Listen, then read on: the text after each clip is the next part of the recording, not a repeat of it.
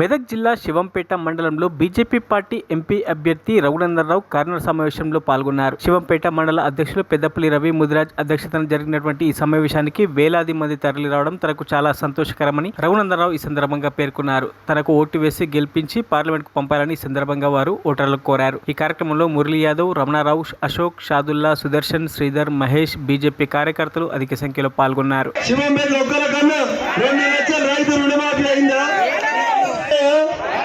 అత్తకోర్రా అల్లునికోర్రా ఇంటనుక బర్రెలు ఇంటి ముంగట గొర్రెలు ఇచ్చిండ ఒక్కరికన్నా ఇచ్చిండ మదన్ రెడ్డి గారు 2 బంగ్లాలు వచ్చినాయి.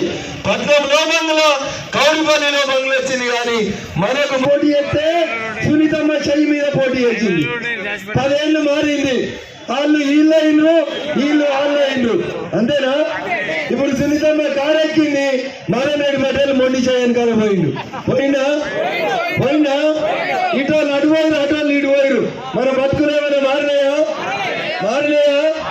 ఎవడ పచ్చగా ఉంటాడో తింటూరు, ఎవడ ఎచ్చగా ఉంటాడో వంటూరు. అంతకు మించి ఇంకోటి ఏం లేదు.